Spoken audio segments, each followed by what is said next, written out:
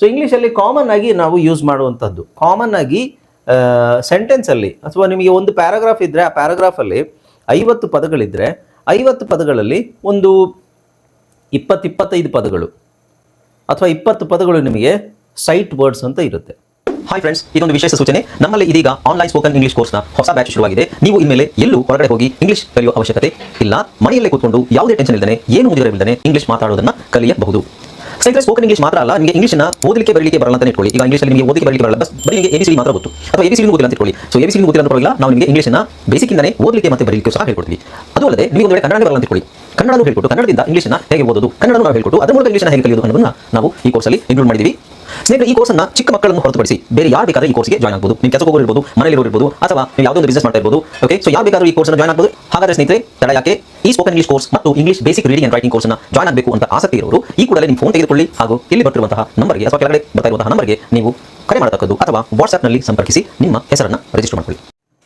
Sight words ಅಂದರೆ ನಾವು ನೋಡಿದ ತಕ್ಷಣ, ಅಂದರೆ ಇದು ಕಾಮನ್ ಆಗಿ ಪದೇ ಪದೇ ಬರ್ತಾ ಇರುತ್ತೆ. ಒಂದು ಸೆಂಟೆನ್ಸಲ್ಲಿ 1-2 ಸೈಟ್ ವರ್ಡ್ಸ್ ಇದ್ದೇ ಇರುತ್ತೆ. ಹಾಗಾಗಿ ನಾವು ಆ ಥರ ಸೈಟ್ ವರ್ಡ್ಸ್ ಅಂದರೆ ಸೈಟ್ ಅಂದರೆ ದೃಷ್ಟಿ, ನೋಟ, ರೈಟ್? ವರ್ಡ್ಸ್ ಅಂದರೆ ಪದಗಳು. ಇದಕ್ಕೆ ಸೈಟ್ ವರ್ಡ್ಸ್ ಅಂತ ಯಾಕೆ ಹೇಳ್ತೀವಿ ಅಂದರೆ, ಈ ಪದಗಳನ್ನು ನೋಡಿದ ತಕ್ಷಣ ನಾವು ಆಟೋಮೆಟಿಕ್ ಆಗಿ ನಾವು ಆ ಪದಗಳ ಉಚ್ಚಾರಣೆ ಹೇಳಲಿಕ್ಕೆ ನಮ್ಮ ಕೈಲಿ ಆಗಬೇಕು. ಅಂದರೆ ನಾವು ಫೋನಿಕ್ಸ್ ಬ್ಲೆಂಡಿಂಗಲ್ಲಿ ಯೂಸ್ ಮಾಡೋಕ್ಕೆ ಟ್ರೈ ಮಾಡಬಾರ್ದು. ಇನ್ಫ್ಯಾಕ್ಟ್ ಅದನ್ನು ಏನು ಮಾಡಬೇಕು? ಬಾಯ್ಪಾಠ ಮಾಡಬೇಕು. ಓಕೆ, ಸೊ ಒಂದಷ್ಟು ವರ್ಡ್ಸ್ ಇದೆ. ಆ್ಯಕ್ಚುಲಿ 350 ವರ್ಡ್ಸ್ ಇದೆ. ಅದು 350 ವರ್ಡ್ಸನ್ನು ನಾವು ಶಾರ್ಟ್ ಲಿಸ್ಟ್ ಮಾಡಿ ಒಂದು 120 ವರ್ಡ್ಸ್ ಮಾಡಿದ್ದೀನಿ. ಸೊ ಅನುಕೂಲ ಆಗಲಿ ಅಂತ 120 ವರ್ಡ್ಸನ್ನು ನಾವು ಸ್ವಲ್ಪ ಪ್ರಾಕ್ಟೀಸ್ ಮಾಡಿದ್ರೆ, ಅದರಲ್ಲೂ ನಿಮಗೆ ಫೋನಿಕ್ಸ್ ಬ್ಲೆಂಡಿಂಗ್ ಅಲ್ಲಿ ವರ್ಕ್ ಆಗುತ್ತೆ, ಬಟ್ 50% ವರ್ಕ್ ಆಗುತ್ತೆ ಅಷ್ಟೇ. ಓಕೆ, ನಾನು ತೋರಿಸ್ತೀನಿ ನಿಮಗೆ. ಸೈಟ್ ವರ್ಡ್ಸಲ್ಲಿ ನೋಡಿ, ಸೆಟ್ 1 ಸೆಟ್ 2 ಅಂತೆಲ್ಲ ಇರುತ್ತೆ. ಸೊ ಸೆಟ್ ಬಗ್ಗೆ ತಲೆ ಕೆಡಿಸ್ಕೋಬೇಡಿ. ಇಲ್ಲಿ ಉಚ್ಚಾರಣೆ ಇದ್ರದ್ದು ನೋಡಿ, IS ಇದು ಎಲ್ರಿಗೂ ಗೊತ್ತು. ಕಾಮನ್ ಆಗಿ IS ಅಂತ ಹೇಳಿದಾಗ, IS ಅಂತ ಬಂದರೆ ಇಸ್ ಅಂತ ಹೇಳಬಾರ್ದು. ಸೊ ಇಲ್ಲಿ ಇ ಅನ್ನೋದು ಫೋನಿಕ್ಸಲ್ಲಿ ಇ ಅಂತಲೇ ಇರುತ್ತೆ. ಎಸ್ದು ಉಚ್ಚಾರಣೆ Z ಅಂತ ಹೇಳಬೇಕು, ಇಸ್. ಇಂಗ್ಲೀಷಲ್ಲಿ ಇನ್ಫ್ಯಾಕ್ಟ್ ಇಂಗ್ಲೀಷಲ್ಲಿ ಒಂದು ಗೊಂದಲ ಏನು ಅಂತ ಹೇಳಿದ್ರೆ, ಒಂದು ಅಕ್ಷರ ಇರುತ್ತೆ, ಬಟ್ ಅದಕ್ಕೆ ಒಂದು 2-3 ಸೌಂಡ್ಸ್ ಇರುತ್ತೆ. ಎಸ್ ಅನ್ನೋ ಅಕ್ಷರಕ್ಕೆ 3 ಸೌಂಡ್ ಇದೆ. ಒಂದು ಸ್, ಇನ್ನೊಂದು ಝ್, ಇನ್ನೊಂದು ಶ್. ಓಕೆ, ಎಸ್ ಅನ್ನೋ ಅಕ್ಷರಕ್ಕೆ 3 ಸೌಂಡ್ ಇದೆ. ಅದೇ ಥರ ಕೆಲವು ಅಕ್ಷರಗಳಿಗೆ ಒಂದಕ್ಕಿಂತ ಜಾಸ್ತಿ ಸೌಂಡ್ಸ್ ಇರುತ್ತೆ. ಎಕ್ಸ್ ಅನ್ನೋ ಅಕ್ಷರಕ್ಕೆ 5 ಸೌಂಡ್ ಇದೆ. ಓಕೆ, ಎ ಅನ್ನೋ ಅಕ್ಷರಕ್ಕೆ 9 ಸೌಂಡ್ ಇದೆ. ಓ ಅನ್ನೋ ಅಕ್ಷರಕ್ಕೆ 11 ಸೌಂಡ್ ಇದೆ. ಓಕೆ, ಸೊ ಇದನ್ನೆಲ್ಲ ಸ್ಪೆಸಿಫಿಕ್ ಆಗಿ ನಾವು ತಿಳ್ಕೊಂಡಾಗ ನಮಗೆ ಒಂದು ಐಡಿಯಾ ಸಿಗುತ್ತೆ. ಓಕೆ, ಸೊ ಈಗ ಇದನ್ನು ಬಿಟ್ಬಿಡಿ, ನಾವು ಇದನ್ನು ಫೋಕಸ್ ಮಾಡೋಣ. ಸೊ ಈಗ ಇಸ್, ನಾನು ಹೇಳಿದೆ ಇಸ್ ಅಂತ ಹೇಳ್ಬಿಟ್ಟು is. Okay, IS is. THE ನಾವು ದ ಅಂತ ಹೇಳಬೇಕು. ಇದೆಲ್ಲ ನಾವು ಫೋನಿಕ್ಸಲ್ಲಿ ನೋಡಿದ್ರೆ ಅಷ್ಟು ಫೋನಿಕ್ಸ್ ಬ್ಲೆಂಡಿಂಗಲ್ಲಿ ನೋಡಿದಾಗ ನಿಮಗೆ ಅಷ್ಟು 100% ರಿಸಲ್ಟ್ ಬರಲ್ಲ. ಓಕೆ, ಈ ಪದಗಳನ್ನು ನಾವು ಬಾಯ್ಪಾಠ ಮಾಡಬೇಕು. ಅದನ್ನು ತಲೆ ಕೆಡಿಸ್ಕೋಬಾರ್ದು, ಅದರಲ್ಲಿ ಸೌಂಡ್ಸ್ ಏನು ಅಂತ ತಲೆ ಕೆಡಿಸ್ಕೋಬಾರ್ದು. THE ಬಂದಾಗ ದ ಅಂತ ಹೇಳಬೇಕು. ಓಕೆ, THE ಬಂದಾಗ ದ ಅಥವಾ ಎಕ್ಸ್ಕ್ಯೂಸ್ ಮೀ, THE ಬಂದಾಗ ದ ಅಥವಾ ದಿ ಅಂತ ಹೇಳ್ಬೋದು. ಇವೆರಡರಲ್ಲಿ ಯಾವುದಾದ್ರು ಒಂದು ಸೌಂಡ್ ಹೇಳ್ಬೋದು. ನೆಕ್ಸ್ಟ್ ಐ ಇದು ಎಲ್ರಿಗೂ ಗೊತ್ತು, ಐ. ಓಕೆ, ಮತ್ತು ಲೈಕ್ ಇದು ಫೋನಿಕ್ಸ್ ಪ್ರಕಾರ ಏನಾಗುತ್ತೆ? ಲಿಕೆ ಆಗುತ್ತೆ, ರೈಟ್ ಅಲ್ವಾ? ಸೊ ಈ ಕೊನೆಯಲ್ಲಿ ಸೈಲೆಂಟ್ ಇರುತ್ತೆ, ಇಲ್ಲಿ ಐನ ನಾವು ಐ ಅಂತಲೇ ಹೇಳಬೇಕು. ಓಕೆ, ಸೊ ಹಾಗಾಗಿ ಇದು ಲೈಕ್ ಆಗುತ್ತೆ. ಸೊ ನೆಕ್ಸ್ಟ್ ಬಂದು ಮೈ ಸಿಂಪಲ್ ವರ್ಡ್ಸ್ ಇವೆಲ್ಲ. ಇದು TO 2. ಸೊ TO ನಾವು ಟ ಅಂತಲೂ ಹೇಳ್ತೀವಿ, TO ಅಷ್ಟೇ ಬಂದಾಗ 2 ಅಂತ ಹೇಳಬೇಕು. GO ಗೋ. ಸೊ ಇಲ್ಲಿ ನೋಡಿ, TO 2 GO ಗೋ, 2 ಸೌಂಡ್ ವ್ಯತ್ಯಾಸ ಇದೆ. ಹಾಗಾಗಿ ಇದ್ರ ತಲೆ ಕೆಡಿಸ್ಕೋಬೇಡಿ, ಇದು ಉಚ್ಚಾರಣೆ ಹೇಗಿದೆ ಹಾಗೆ ಪ್ರಾಕ್ಟೀಸ್ ಮಾಡ್ತಾ ಹೋದ್ರಾಯ್ತು.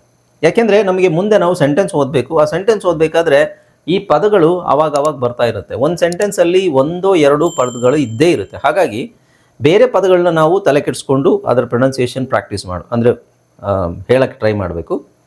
ಸೈಟ್ ವರ್ಡ್ಸನ್ನು ಬಾಯ್ಪಾಠ ಮಾಡಿದ್ರೆ ಆ ಪದ ಅವಾಗ ಬರ್ತಾ ಇರೋದ್ರಿಂದ ನಮಗದು ಆ ಸೆಂಟೆನ್ಸ್ ಮಧ್ಯದಲ್ಲಿ ಸ್ಟ್ರಕ್ ಆಗಲ್ಲ. Okay, so CAN can. Okay, so ಇದು ನಿಮಗೆ ಫೋನಿಕ್ಸ್ CVCಯಲ್ಲಿ ವರ್ಕ್ ಆಗುತ್ತೆ. ಕ್ಯಾನ್. ಓಕೆ, ನೆಕ್ಸ್ಟ್ ಎ ಅನ್ನೋ ಅಕ್ಷರ ಎ ಅಂತಲೂ ಹೇಳ್ಬೋದು ಅಥವಾ ಅ ಅಂತ ಹೇಳ್ಬೋದು. ಎ ಅಥವಾ ಅ ಅಂತ ಹೇಳ್ಬೋದು. SEEC. ಓಕೆ, ಅದೇ ಥರ ನೋಡಿ, we, you, look, at, big, with, for, he, she, in.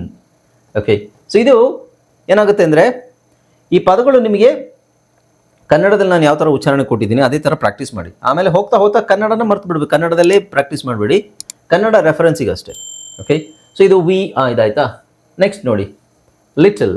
Okay, next word little. Have,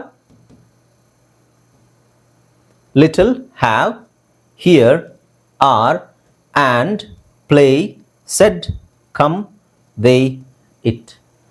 okay, so ಮತ್ತೆ ಇಲ್ಲಿ ಪ್ರಶ್ನೆ ಮಾಡಬೇಡಿ, ಸರ್ ಇಲ್ಲಿ ಹಿಂಗಿದೆಯಲ್ಲ, ಇದು ಯಾಕೆ ಹಿಂಗೆ ಬಂತು? ನಾನು ಹೇಳ್ತಾ ಇರೋದು ನಿಮಗೆ ಈ ಪದಗಳನ್ನು ಬಾಯಿಪಾಠನೇ ಮಾಡಬೇಕು. ಇಲ್ಲಿ ನೀವು ಈ ಇಂಗ್ಲೀಷಲ್ಲಿ ಕೆಲವು ವಿಷಯಗಳಿಗೆ ನಾವು ಪ್ರಶ್ನೆ ಮಾಡೋ ಹಾಗಿಲ್ಲ. ಕ್ವೆಶ್ಚನ್, ಇದು ಯಾಕೆ ಹಿಂಗಿದೆ ಅನ್ನೋ ಪ್ರಶ್ನೆ ಮಾಡಬಾರ್ದು ಅಂತಲೇ ಹೇಳ್ತಾ ಇರೋದು. ನಾನು ಆಲ್ರೆಡಿ ಹೇಳಿದ್ದೀನಿ ನಿಮಗೆ, ಫೋನಿಕ್ಸ್ ಬ್ಲೆಂಡಿಂಗ್ ನಾವೇನು ಕಲ್ತಿದ್ದೀವಿ ಅದು 70% ಅಷ್ಟೇ. 70% ನಾವು 70% ನೀವು 70% ವರ್ಡ್ಸಲ್ಲಿ ಬರುತ್ತದು. ಇನ್ನು ಎಷ್ಟೋ ವಿಷಯಗಳು ಬೇರೆ ಇದೆ, ಆ ವಿಷಯಗಳನ್ನು ಕಲಿಬೇಕು. ಈಗ ಇಲ್ಲೇ ಒಂದು ವಿಚಿತ್ರ ನೋಡಿ, ಇಲ್ಲಿ SAID ಅಂತಿದೆ. ಎಸ್ ಉಚ್ಚಾರಣೆ ಸ್, ಎ ಉಚ್ಚಾರಣೆ ಆ, ಐ ಉಚ್ಚಾರಣೆ ಇ, ಡಿ ಉಚ್ಚಾರಣೆ ಡ, ಸ್ಯಾಇಡ್ ಅಂತ ಆಗಲ್ವಾ? ಸ್ಯಾಇಡ್. ಬಟ್ ಇದನ್ನು ಹೇಳೋದು ಹೇಗೆ? Shed, shed. ಸೊ ಸೆಡ್ ಅಂತ ಇನ್ನೊಂದು ಸಲ ಬರಿಬೇಕು ಅಂದರೆ ನಾವು ಈ ಥರ ಬರಿಬೋದು, SED, SED, shed. Okay, so ಇಲ್ಲಿ ಪ್ರಶ್ನೆಯ ಪ್ರಮೇಯ ಇಲ್ಲ, ಪ್ರಶ್ನೆ ಕೇಳೋ ಹಾಗೆ ಇಲ್ಲ. ಇದು ಹೇಗಿದೆ ಹಾಗೆ ನಾವು ಓದಬೇಕು, ಅಂದರೆ ಓದಿ ಬರೆಯೋದು ಪ್ರಾಕ್ಟೀಸ್. ಸ್ಪೆಲ್ಲಿಂಗ್ ಹೇಗೆ ಓದೋ ಥರನೇ ನಾವು ಸ್ಪೆಲ್ಲಿಂಗ್ ಬರೆಯೋಕ್ಕಾಗುತ್ತಾ?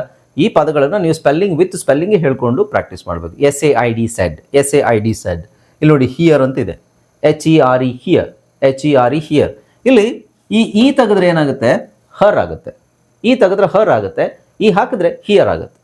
ಓಕೆ, ಸೊ ಆ ಥರ. ಹಾಗಾಗಿ ತಲೆ ಕೆಡಿಸ್ಕೋಬೇಡಿ, ಜಸ್ಟ್ ಇಲ್ಲೇನು ಪ್ರೊನೌನ್ಸಿಯೇಷನ್ ಇದೆ ಅದನ್ನೇ ಬಾಯ್ಪಾಠ ಮಾಡಿದ್ರಾಯ್ತು. ಓಕೆ, ರೈಟ್, ಗೊತ್ತಾಯ್ತಲ್ಲ. ಈಗ ಸೆಟ್ 3, ಅದೇ ಥರ ಸೆಟ್ ನಮಗೆ ಎಷ್ಟು ಸೆಟ್ ಇದೆ? 12 ಸೆಟ್ಸ್ ಇದೆ. ಓಕೆ, ಸೊ ನೋಡಿ, PUT, PAT, ಪಟ್ ಆಗ್ಬೋದು, ಬಟ್ ಇದು ಆ್ಯಕ್ಚುಲಿ ಪುಟ್ ಅಂತ ಹೇಳಬೇಕು. HELP, help, me, on, up, down, jump, away, of, your. Okay, so ಇದರ ಕರೆಕ್ಟ್ ಉಚ್ಚಾರಣೆ.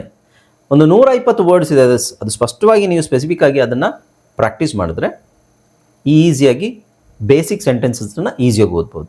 ಓಕೆ, ನೆಕ್ಸ್ಟ್ ನೋಡಿ, do, went, are, had, but, walk, am, now, so, very. Next ನೋಡಿ, no, his, her, has, by, him, will, want, be, all. So BE ಅಂತ ಬಂದ, BE ಬೇ ಅಲ್ವಾ? ಹೌದು, but ಬರೀ BE ಅಂತ ವರ್ಡ್ ಇದ್ರೆ ಅದಕ್ಕೆ ಬಿ ಅಂತಲೇ ಹೇಳಬೇಕು, ಬೇ ಅಂತ ಹೇಳಬಾರ್ದು. ಸೊ ಇಲ್ಲೊಂದು ಟಿ ಹಾಕಿದ್ರೆ ಅದು ಬೆಟ್ ಆಗುತ್ತೆ. ಬರೀ BE ಉಳ್ಕೊಂಡ್ರೆ ಅದು ಬಿ ಅಂತಲೇ ಹೇಳಬೇಕು. ALL, ಆಲ್, ಆಲ್ ಅಲ್ಲ. ಓಕೆ, ನೆಕ್ಸ್ಟ್ ನೋಡಿ, set 7, not, came, after, make, was, get, about, out, other, would. ಇಲ್ಲೂ ತಲೆ ಕೆಡಿಸ್ಕೋಬೇಡಿ, WOULD, ಇಲ್ಲಿ O ಸೈಲೆಂಟ್ ಆಗುತ್ತೆ, L ಸೈಲೆಂಟ್ ಆಗುತ್ತೆ, WUD ಮಾತ್ರ ಸೌಂಡ್ ಆಗೋದು, ಅದು U ಸೌಂಡು U ಅಂತಲೇ ಬರುತ್ತೆ. Would. Okay, next, right, from, many, old, first, use, into, as, more, called. Next ನೋಡಿ, ಸಮ್, ವರ್. ಈ ಪದನ ತುಂಬ ಜನ ಮಿಸ್ಪ್ರೊನೌನ್ಸ್ ಮಾಡ್ತಾರೆ, WERE, ವೇರ್ ಅಂತ ಹೇಳ್ತಾರೆ. ವೇರ್ ಅಲ್ಲ, ಇಟ್ಸ್ ವರ್. ಆರ್ನ ಬೇಕಾದ್ರೆ ಸೈಲೆಂಟ್ ಮಾಡ್ಬೋದು, ವ. So some, were. Again again ಅಂತ ಹೇಳ್ಬೋದು. Long, there, each, could, because, there, part. So ಇವೆಲ್ಲ ಏನು? ಸೆಂಟೆನ್ಸಲ್ಲಿ ಪದೇ ಪದೇ ಬರುವಂತಹ ಪದಗಳು. ಬೇಸಿಕ್ ಸೆಂಟೆನ್ಸಲ್ಲಿ ಅಥವಾ ದೊಡ್ಡ ಇಂಟರ್ಮೀಡಿಯೇಟ್, ಅಡ್ವಾನ್ಸ್ ಸೆಂಟೆನ್ಸಲ್ಲಿ ಪದೇ ಪದೇ ಬರುವಂಥ ಸೆಂಟೆನ್ಸ್. ಒಂದು ಪೇಜಲ್ಲಿ ನಿಮಗೆ 100 ಪದಗಳಿದ್ದರೆ ಅದರಲ್ಲಿ 40 ಪದಗಳು ಇದರಲ್ಲಿ ಯಾವುದಾದ್ರೂ ಇರ್ತವೆ. ಹಾಗಾಗಿ 40 ಪದಗಳನ್ನ ನಾವು ಬಾಯ್ಪಾಠ ಮಾಡಿಕೊಂಡ್ರೆ ನಮಗೆ ಓದಲಿಕ್ಕೆ ಈಸಿ ಆಗುತ್ತೆ, ಸ್ಟ್ರಕ್ ಆಗೋದಿಲ್ಲ. ಯಾಕೆಂದರೆ ಇದು ಫೋನಿಕ್ಸ್ ಮತ್ತು ಬ್ಲೆಂಡಿಂಗ್ ರೂಲನ್ನು ಫಾಲೋ ಮಾಡೋದಿಲ್ಲ. ಈ ಪದಗಳು 50% ಪದಗಳು ಮಾಡ್ತವೆ, 50% ಮಾಡಲ್ಲ. ಯಾಕೆಂದರೆ ಇದಕ್ಕೆ ಬೇರೆ ರೀಸನ್ ಇದೆ, ಮುಂದೆ ನಿಮಗೆ ಸ್ಪೆಲ್ಲಿಂಗ್ ರೂಲ್ಸಲ್ಲಿ ಗೊತ್ತಾಗುತ್ತೆ. ಓಕೆ, ಸೆಟ್ 10 ಅಲ್ಲಿ ನೋಡಿ, ಅಸ್ ಕೆಲವುದು ಫಾಲೋ ಮಾಡ್ತವೆ. Us, okay, U S, us, ask, once, many, sorry, may, day, way, no, every, them, live, live. LIVE ಬಂದಾಗ ನೀವು ಲಿವ್ ಆರ್ ಲೈವ್ ಇವೆರಡೂ ಹೇಳ್ಬೋದು, depending on the situation. Live ಬೇಕಾ ಲಿವ್ ಹೇಳಬೇಕಾ ಅನ್ನೋದು ಅಲ್ಲಿ ಮುಖ್ಯ ಇರುತ್ತೆ. ಅಂದರೆ ಯಾವುದು ಬಳಸ್ತೀವಿ ಅದು ಹೇಳಬೇಕು. These, those, this, that, time, with, number, people, soon, then. Okay, so ಇದು ನಾವು ಬಾಯ್ಪಾಠ ಮಾಡೋದ್ರಿಂದ ನಾನು ಇದನ್ನು ಕನ್ನಡದಲ್ಲಿ ನಿಮಗೆ ವರ್ಡ್ಸನ್ನು ಕೊಟ್ಟಿದ್ದೀನಿ. ನಿಮಗೆ ಡೌಟ್ ಬಂದಾಗ ಕನ್ನಡ ಜಸ್ಟ್ ನೋಡ್ಕೊಳ್ಳಿ. ಅಂದರೆ ಪ್ರಾಕ್ಟೀಸ್ ಮಾಡಬೇಕಾದ್ರೆ ಕನ್ನಡ ನೋಡ್ಕೊಂಡೇ ಪ್ರಾಕ್ಟೀಸ್ ಮಾಡಿ. ಬಟ್ ಆಮೇಲೆ ಬರಿಬೇಕಾದ್ರೆ ಕನ್ನಡದಲ್ಲಿ ಬರಿಬಾರ್ದು, ಇಂಗ್ಲೀಷಲ್ಲಿ ಹೇಳಿಕೊಂಡು ಅದನ್ನು ಉಚ್ಚಾರಣೆ ಮಾಡಲಿಕ್ಕೆ ನೋಡಬೇಕು. ಅಂದರೆ ರೈಟ್ ಸ್ಪೆಲ್ಲಿಂಗ್ ಬರೆಯೋಕ್ಕೆ ನೋಡಬೇಕು. Next water, where. ನೋಡಿ ಇದು where, WHERE where, WERE where ಅಲ್ಲ, WHERE where. What, when, why, who, which, how, find, to. Okay, set 12. ಇಲ್ಲಿಗೆ 12 ಸೆಟ್ ಆಯಿತು. ಒಂದೊಂದು ಸೆಟ್ಟಲ್ಲಿ ನಿಮಗೆ 10 ವರ್ಡ್ಸ್ ಇದೆ. ಓಕೆ, 12 ಸೆಟ್ಟಲ್ಲಿ 120 ವರ್ಡ್ಸ್ ಇದೆ. 120 ವರ್ಡ್ಸನ್ನು ಬಾಯಿಪಾಠ ಮಾಡಬೇಕು. ಓಕೆ, ಇದೇನಿದು ಬಾಯಿಪಾಠ ಮಾಡೋಕ್ಕೆ ಹೇಳ್ತಾರಲ್ಲ ಅಂತ. ಹೌದು, ಬಾಯಿಪಾಠ ಅಂದರೆ ಏನು ಅಂದರೆ ಅರ್ಥ ಮಾಡಿಕೊಂಡು ಆ ಸ್ಪೆಲ್ಲಿಂಗ್ ತಿಳ್ಕೊಂಡು ಆ ಸ್ಪೆಲ್ಲಿಂಗನ್ನು ಬರೀತಾ ಅದನ್ನು ಬಾಯಿಪಾಠ ಮಾಡಿದಾಗ ಏನಾಗುತ್ತೆ, ನಮಗದು ಸೆಂಟೆನ್ಸ್ ಮಾಡಿದಾಗ ಈಸಿ ಆಗುತ್ತೆ. ಸೆಂಟೆನ್ಸಲ್ಲಿ ಈ ಪದಗಳು ಪದೇ ಪದೇ ಬರುತ್ತೆ. ಆವಾಗ ನಮಗೆ ಸೆಂಟೆನ್ಸ್ ಓದಬೇಕಾದ್ರೆ ಇದ್ಯಾಕೆ TI, ಟೈಮ್ ಯಾಕೆ, ಟಿಮ್ ಯಾಕೆ, ಟಿಮೇ ಯಾಕಾಗಲ್ಲ ಅನ್ನೋ ಇದಕ್ಕೆ ಏನು ಗೊಂದಲಕ್ಕೆ ಹೋಗಬಾರ್ದು. ಜಸ್ಟ್ ಇದರಲ್ಲಿ ಈ ವರ್ಡ್ಸನ್ನು ನಾವು ಪ್ರಾಕ್ಟೀಸ್ ಮಾಡಿದ್ರೆ, ಬಾಯ್ಪಾಠ ಮಾಡಿದ್ರೆ ಏನಾಗುತ್ತೆ, ಸೆಂಟೆನ್ಸ್ ಮಧ್ಯದಲ್ಲಿ ಈ ಪದಗಳು ಬಂದಾಗ ನಾವು ವಿದೌಟ್ ಸ್ಟ್ರಕ್ ಆಗ್ದಂಗೆ ನಾವು ಸೆಂಟೆನ್ಸನ್ನು ಕಂಪ್ಲೀಟ್ ಮಾಡ್ತೀವಿ, ಓದಬೇಕಾದ್ರೂ ಬರಿಬೇಕಾದ್ರೂ. ಅರ್ಥ ಆಯ್ತಲ್ಲ? ಸೊ ಇದಕ್ಕೆ ನಾವು ಸೈಟ್ ವರ್ಡ್ಸ್ ಅಂತ ಹೇಳ್ತೀವಿ. ಸೈಟ್ ವರ್ಡ್ಸ್, ಸೈಟ್ ಅಂದರೆ ನೋಟ, ವರ್ಡ್ಸ್ ಅಂದರೆ ಪದಗಳು. ಅಂದರೆ ನೋಡಿದ ತಕ್ಷಣ ನಮಗೆ ಆ ಪದವನ್ನು ಉಚ್ಚಾರಣೆ ಮಾಡಲಿಕ್ಕೆ ಬರಬೇಕು. ಹೇಗೆ, ಈಗ ನಾನು ಈ ಪದನ ನೋಡ್ತೀನಿ, ನೋಡಿದ ತಕ್ಷಣ ದೀಸ್ ಅಂತ ನನಗೆ ಓದಕ್ಕೆ ಬರಬೇಕು. ಇಲ್ಲಿ TH, ತ, ಈ ಥರ ಕೂಡ್ಸಕ್ಕೆ ಕಳಿಕೆ ಟ್ರೈ ಮಾಡಬಾರ್ದು. ಈ ಪದ ನಾನು ನೋಡ್ತೀನಿ ಮೈ, ಈ ಪದ ನಾನು ನೋಡಿದಾಗ ಡೇ, ಇದನ್ನು ನೋಡಿದಾಗ ನೋ, ಇದನ್ನು ನೋಡಿದಾಗ ಎವ್ರಿ.